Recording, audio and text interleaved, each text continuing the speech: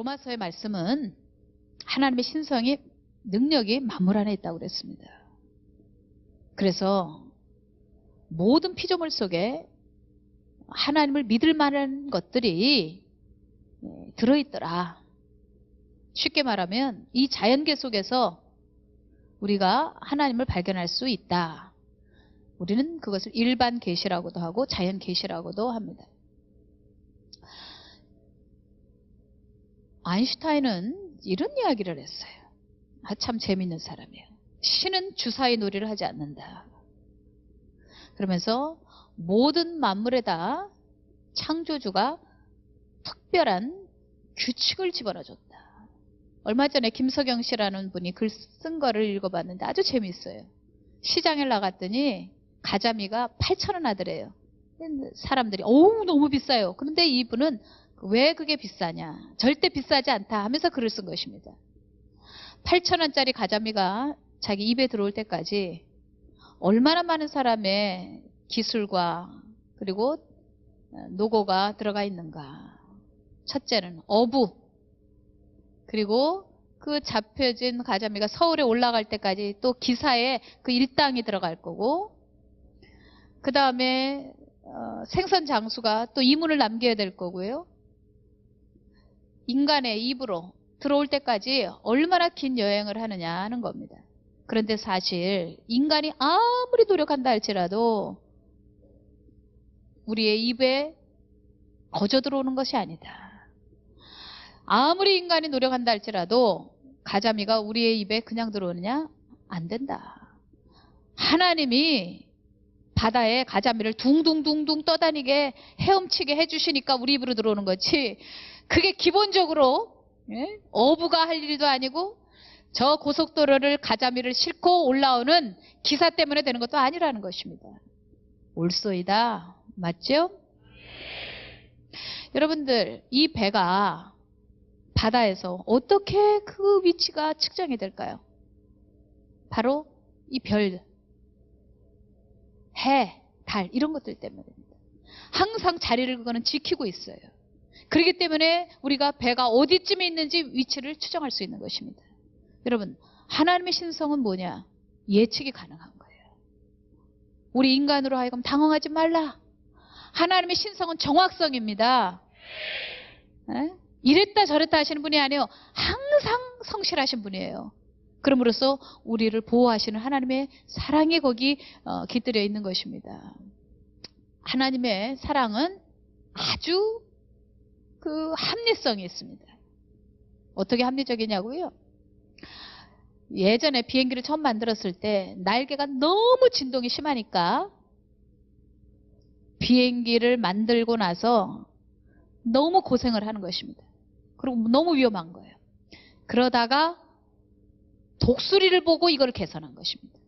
독수리가 급강할 때 보니까 맨 위쪽에 있는 날개가 위로 딱 치솟으면서 그 사이로 공기가 들어오는 것입니다. 그러면서 공기 흐름의 이게 조절이 되면서 진동이 없어지는 거예요. 그거를 보고 나서 비행기를 만드는 사람들이 플랩이라는 기능을 만든 거예요. 여러분, 날개를 보면 날개 위에 이렇게 하나가 열려 있는 거, 이렇게 창문 곁에서 보면 보여요, 안 보여요? 보이죠? 내릴 때 보면 강하니까 그게 싹 열려. 근데 한꺼번에 확 열리지 않아. 살살살살 열려. 제가 다 봤다 아닙니까? 그게 어디서 나오느냐? 독수리한테 배운 거라는 거예요. 기술 이전비 받았어요, 안 받았어요? 하나님에게서 기술 이전을 다 받고 과학을 만들면서 인간이 건방지게 돈 한 푼 하나님께 안 드리면서 하나님이 있다 없다 하는 거 보면 참 무슨 일입니다. 여러분, 물고기도 그렇습니다. 물고기도요, 그 길이에 대한 폭이, 이게 비율이 있어요. 인간의 배가 너무 폭이 넓으면 짐을 움직이기는 좋지만 나갈 수가 없단 말입니다.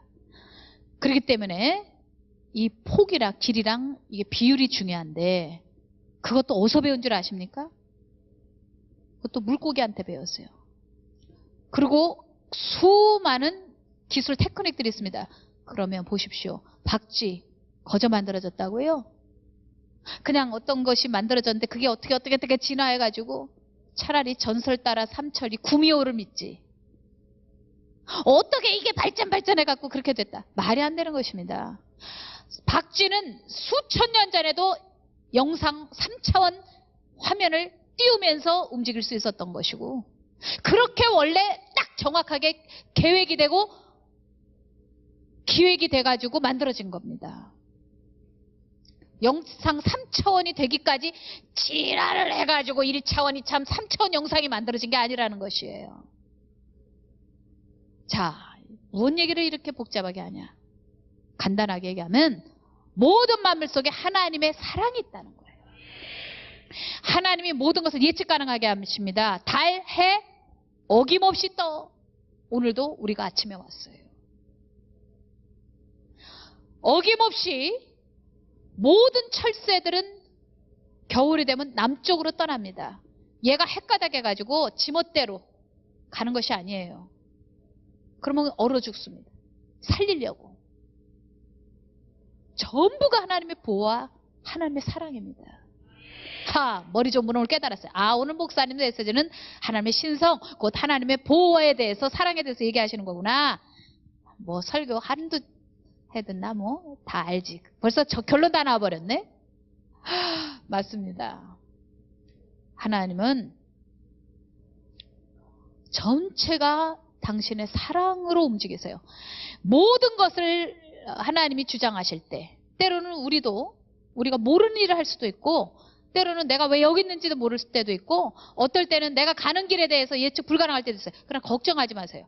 모두가 다 하나님의 사랑 안에 있어요. 그걸 믿는 것이 좋은 믿음이에요. 갈릴레오가 그런 얘기를 했더라고요. 하나님은 인간에게 두 권의 책을 줬다. 하나는 자연이라는 책이고 하나는 성경이라는 책을 줬다. 근데 자연 계시를 통해서 느낄 수 있는 그런 하나님보다 우리는 성경 읽음으로써 더 하나님을 쉽게 이해할 수 있고 정확하게 이해할 수 있습니다. 그러니까 성경을 읽는 게 더 빨라요. 우리같이 머리가 안 좋은 사람들은 과학 이해하다가 돌아버리겠어. 너무 힘들어. 그냥 성경 읽으면 돼. 성경은 훨씬 더 쉽게 하나님을 정확하게 구체적으로 써놨기 때문에 우리가 성경 읽는 것이 훨씬 더 빠르겠습니다. 자, 아무튼 하나님은 합리적이고 정확하시고 그리고 예측 가능하게 하시고 그리고 능력자이신데 그 모든 것은 왜 그렇게 하셔야 되느냐 하는 것입니다. 사랑이지. 왜 그렇게 하시냐? 다 사랑이지. 여기 우리 목사님들 많이 계십니다. 목사님들이 일하는 거 아니에요. 사역하는 거 아니에요. 사랑하라고 부름받은 거예요. 그런데 사랑은 쑥 빠져버리고 설교만 남았어요. 사랑은 쑥 빠져버렸어요. 그리고 나서 숫자 세고 있어요. 사랑은 쑥 빠졌어요. 그리고 이제 업무적으로 일 가는 거예요. 그거 여러분들 사건 되는 시작이에요. 하나님에 관한 일을 하기 위해서 부름받은 목사님들은 모두가 사랑을 하기 위해서 부름받은 거예요. 그러니까 마음속에 사랑이 없었으면 위기예요. 만약에 설교에 사랑이 없고 신방에 사랑이 없고 가르침에 사랑이 없다면 그거 큰 위기입니다. 보세요. 이 사랑이라는 것은 굉장한 미스테리, 엄청난 능력입니다. 제가 만약에 하나님이라면 이 모든 것을 만들으셨다면 그냥 단번에 노출해버리죠. 나다 이렇게 하고. 그런데 우리 하나님은 고요하세요. 과학자들이 무신론으로 세상 사람들이 주님에게 욕을 하고 함부로 대해도 주님은 한마디 변명도 하지 않으십니다. 싸우지도 않으십니다. 그냥 계십니다. 그리고 다 주십니다. 신성, 하나님의 사랑입니다. 여러분들, 이 사랑이 만물 안에 다 있습니다. 그리고 사람 속에도 있어야 합니다. 그런데 인간 속엔 죄가 들어왔어요. 피조물들 속에는 죄가 들어오지 않았습니다. 그들은 본능으로 움직이고 있습니다. 그런데 인간 속엔 죄가 들어왔습니다. 죄가 들어오면서 제일 먼저 상처받은 것이 무엇인 줄 아십니까? 바로 사랑입니다. 전부가 이기적인 모습으로, 자기만 위해달라는 모습으로 흉측하게 변하고 있습니다. 여러분들 에너지 보존의 법칙 아십니까? 에너지 보존의 법칙이라는 것은 이것입니다. 에너지라는 것은 그 속에 어떤 그 근본적인 게 변하시는 것이 아니다. 이 에너지는 형태만 변하는 거지. 그런데 사실 우리 속에 있는 사랑은 굉장히 무섭게 괴물처럼 변해버렸어요. 이기적인 사랑으로 변했어요. 사랑을 안 하는 건 아닌데 이기적인 사랑입니다. 그리고 하나님도 배제한 사랑입니다. 감사라는 뜻은 하나님이 내게 주신 것을 생각하는 것인데 하나님이 내게 주신 것을 생각하지 않습니다. 전부가 내가 해서, 내가 잘해서. 그래서 하나님을 영화롭게도 안 하고 감사도 안 한다고 로마서 1장에 말씀하고 있는 것입니다. 저는 이번에 미국에 가서 참 좋은 걸 봤습니다. 저에게 가장 좋은 것은 오바마 대통령이 마틴 루터 킹, 그 흑인 운동, 인권 운동하셨던 목사님 쓰셨던 성경책 위에다가 얹고 서약을 하더라고요. 대통령 선서를 하더라고요. 굉장히 거기에서 은혜를 받았습니다. 근데 그 당시 이분이 흑인들이 버스도 같이 못하고 화장실도 백인하고 같이 못 쓰고 너무나도 고통을 받고 있을 때 그때 많은 메시지를 전했는데 이런 이야기를 했더라고요.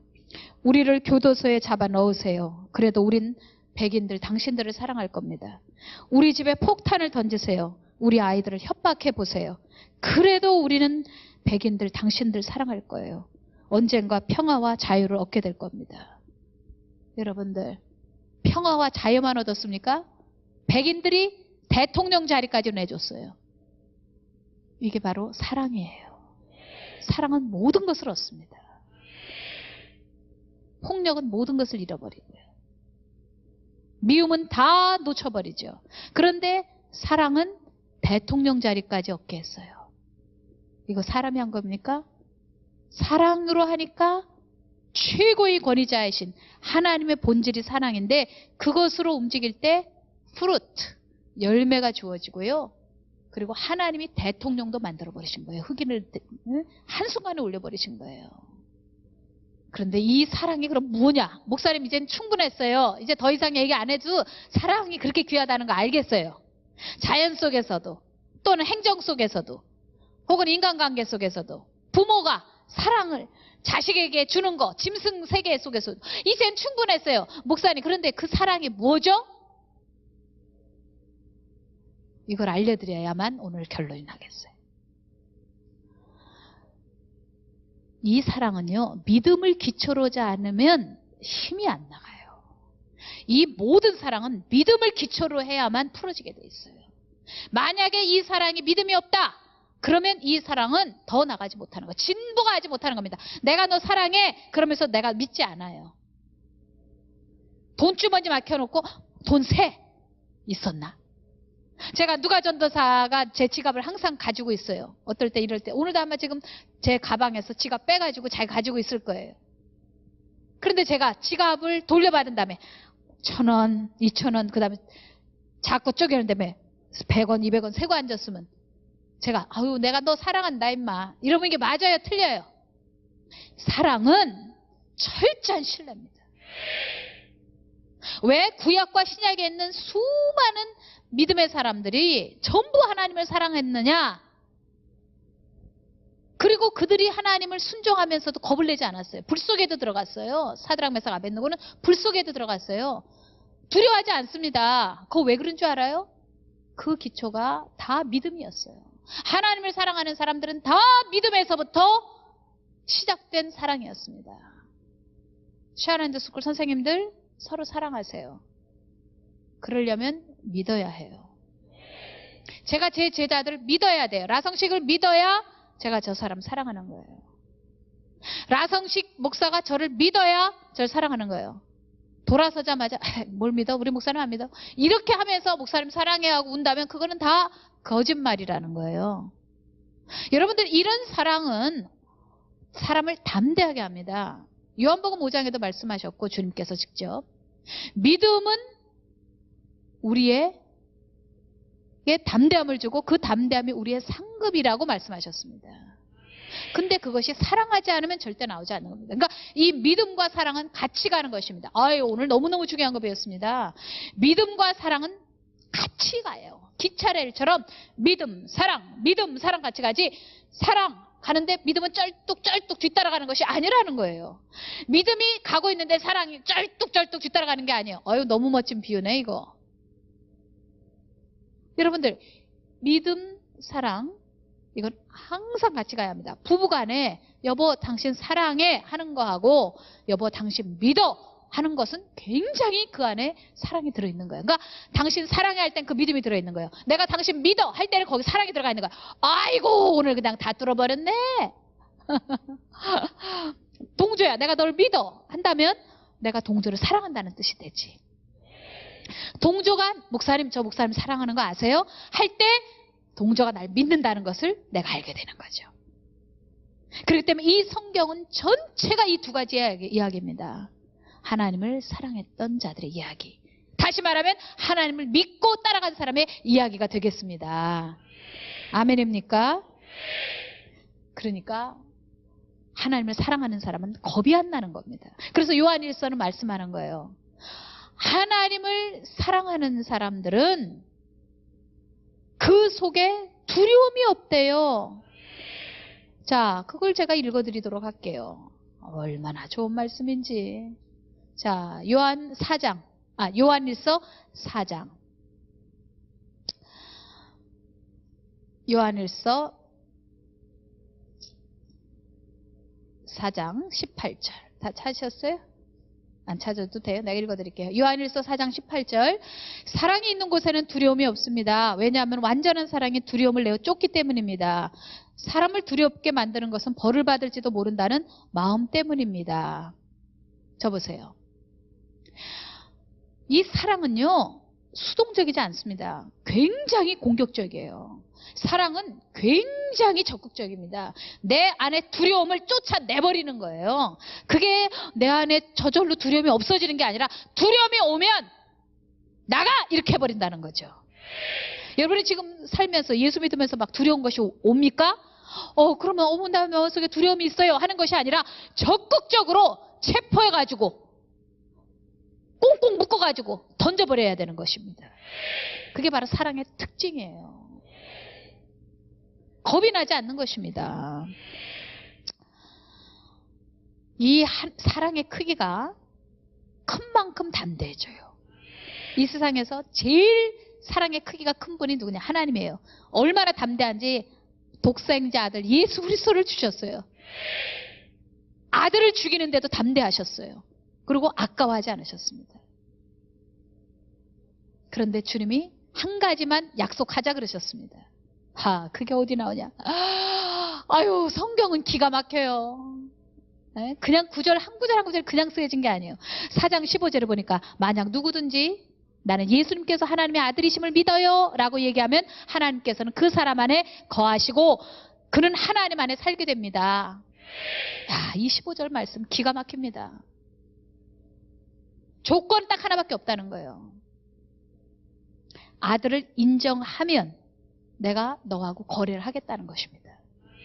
내 아들 예수님을 인정하면 그때 너 안에 내가 살겠다는 것입니다. 주님은 많은 것을 요구하지 않으셨습니다. 내 아들 예수님을 믿어라는 것입니다. 내 아들 예수님을 사랑하라는 것입니다. 십자가를 사랑하고 따라가라는 것입니다.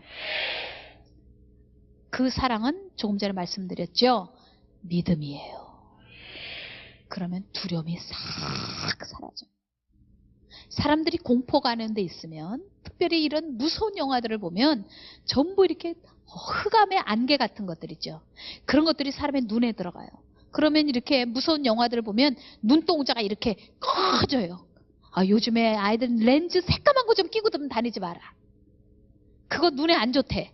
비싼 거 이렇게 눈알을 크게 보이려고 이만한 걸 차고 다녀. 근데 그걸 더 조금만 더 사이즈 크면 괴기 영화야. 짐승들 봐.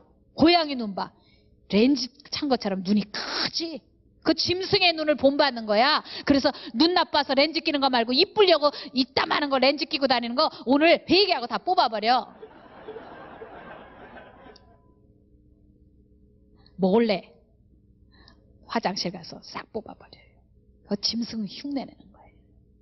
근데 보면 그렇게 눈동자가 까맣게 커지면서 그러면서 귀신 들린 사람들의 그 모습을 그 그림에서 보이면 두려움에 꽉 차 있거든요.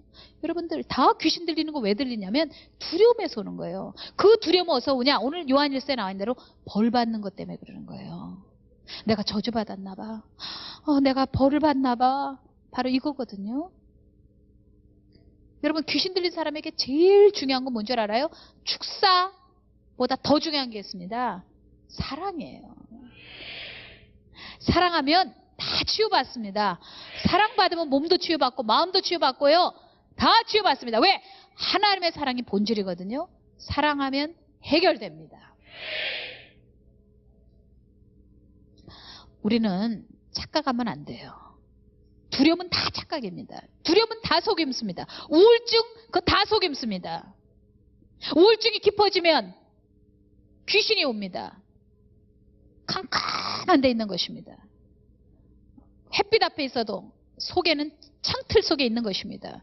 그러면서 두려워합니다. 망할 거지. 벌 받을 거지.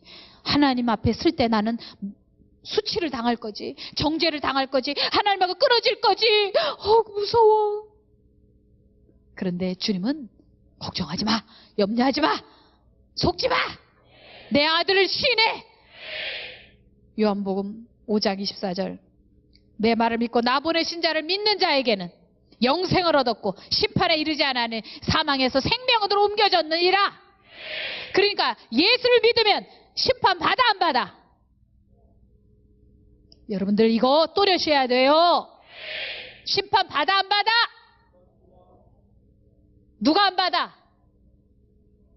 다른 사람은 안 받는데 나는 받아요. 또 이러지. 머리 아파. 내가 안 받아. 그 벌에서부터 자유해. 나는 하나님 앞에 했을 때 벌 받을 거라고 생각하는 사람들은 다 지금 두려움 속에 빠져 있다니까요. 그러니까 죄를 한 번 짓고 두 번 짓고 자꾸 미안하니까 그 다음에 행위로 돌아가고 그 지난주 설교, 지지난주 설교. 안 될 일입니다. 우리는 100% 십자가 의지해야 합니다. 예수님이 이 세상에서 오셔서 하신 일이 바로 하나님 아버지 그리고 우리의 손을 이어준 것입니다. 그래서 요한복음 19장에 보니까 다 이루었다. 그리고 돌아가셨습니다. 아버지 왜 나를 버리십니까? 그리고는 우리로 하여금 아버지라고 부를 수 있도록 당신은 십자가에서 돌아가시고 아버지의 손과 우리의 손을 묶어준 거예요. 우리가 감히 하나님을 어떻게 아버지로 부른단 말입니까? 그런데 우리가 하나님을 아버지라고 부르면서 하나님의 신성이 우리 속에 들어와서 하나님처럼 사랑할 수 있는 권세, 하나님을 사랑할 수 있도록 허락받은 것입니다. 그리고 그 사랑을 주변에 있는 사람들에게 흘러갈 수 있도록 우리에게 허락해 주신 것입니다. 오늘 저는 여러분에게 도전합니다. 오늘 이 말씀을 통하여 하나님의 사랑이 여러분의 영을 뚫고 들어가고 여러분의 가정을 뚫고 들어가고 여러분의 가장 깊은 흑암, 이 속에 감추어진 두려움 속까지 그 하나님의 사랑의 빛이 흘러 들어가서 오늘 치유가 일어나고